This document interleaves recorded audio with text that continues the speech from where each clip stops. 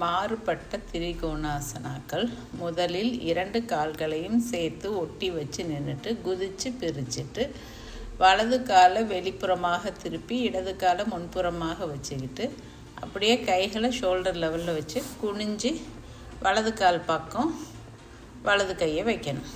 அடுத்தது இடது கால் பக்கத்தில் இடது கையை வச்சு கால்களை ஸ்ட்ரைட்டாக வச்சு மேல் நோக்கி வலது கையின் கட்டை விரலை பார்க்கணும்.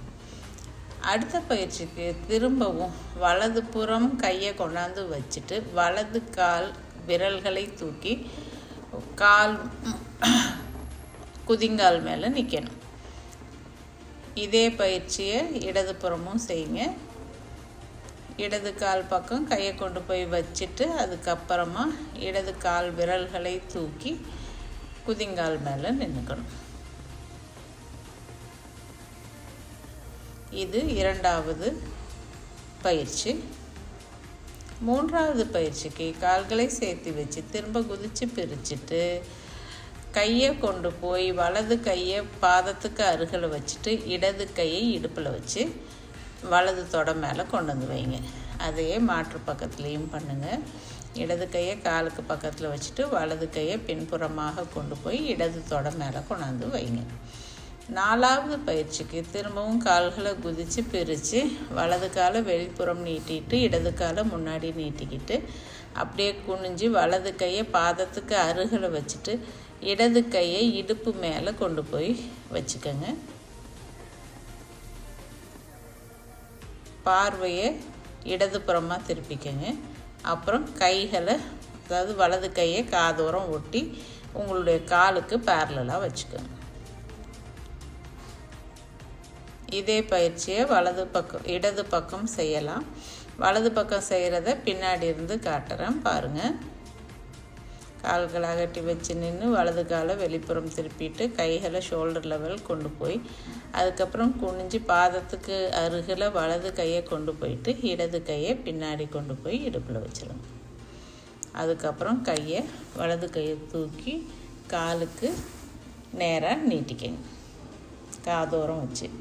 இதே பயிற்சியை இடது பக்கம் செய்யலாம்.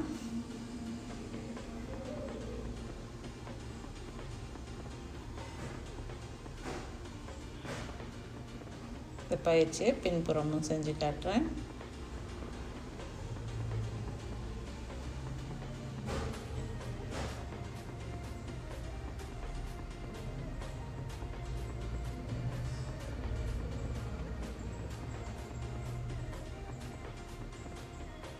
அஞ்சாவது பயிற்சிக்கு கால்களை பிரித்து வலது பக்க காலை வெளிப்புறம் திருப்பிட்டு வலது கையை கொண்டு போய் உங்களுடைய பாதத்துக்கு அருகில் வச்சுட்டு இடது கையை காதோரம் ஒட்டி சைடாக நீட்டுங்க.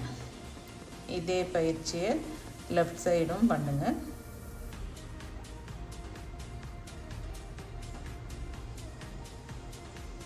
ஆறாவது பயிற்சிக்கு திரிகோணாசனா செய்துட்டு உங்களுடைய இடது கையை மேலே தூக்கி வச்சுட்டு வலது கையும் இடது கையையும் நேராக நீட்டிக்கங்க தலைக்கு ஒட்டி. இடது பக்கமும் அதே மாதிரி முதல்ல திரிகோணாசனம் செஞ்சுட்டு வலது கை இடது கை ரெண்டுமே காதோரம் ஒட்டி நீட்டிக்கங்க. 7வது பயிற்சிக்கு திரிகோணாசனா செஞ்சுட்டு நீங்கள் உங்களுடைய வலது கையை தொடைக்கு இடையில கொண்டு போய் பின்னாடி கொண்டு போயிட்டு இடது கையை இடுப்புக்கு பின்னாடி கொண்டு போய் 2 கைகளையும் ஜாயின் பண்ணிவிடுங்க. கை விரல்களை பின்னிக்கங்க.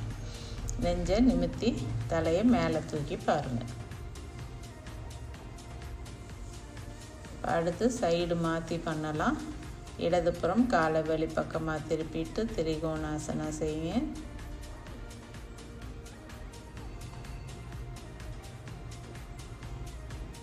இடது கையை தொடைக்கு 2 தொடைக்கும் இடையில கொண்டு போய் பின்னாடி கொண்டு போயிட்டு வலது கையை பின்புறமாக கொண்டு போய் 2 கையையும் பிணைச்சிருங்க. 8வது பயிற்சிக்கு திரும்பவும் குதித்து கால்களை பிரித்து திரிகோணாசனா வலதுபுறம் செஞ்சுட்டு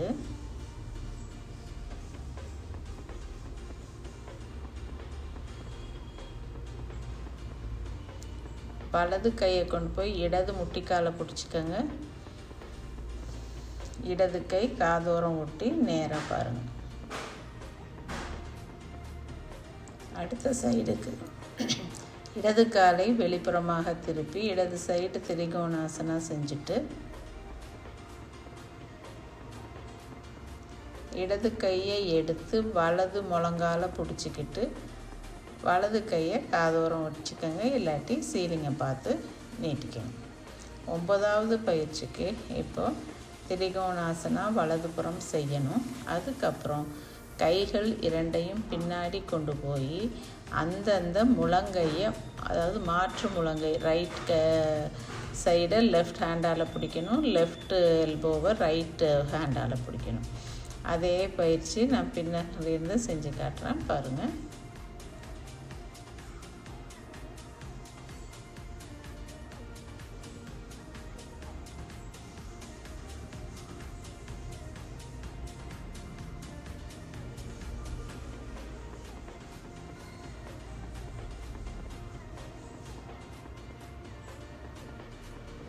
இடதுபுறம் செய்கிறதுக்கு திரும்பிக்கிங்க. கைகளை ஷோல்டர் லெவலில் வச்சு திரிகோணாசனா செஞ்சுட்டு அதுக்கப்புறம் கைகள் இரண்டையும் பின்னாடி கொண்டு போய் ஆப்போசிட் எல்போஸை கைகளால் பிடிச்சிக்கணும், உள்ளங்கையால். நன்றி, வணக்கம்.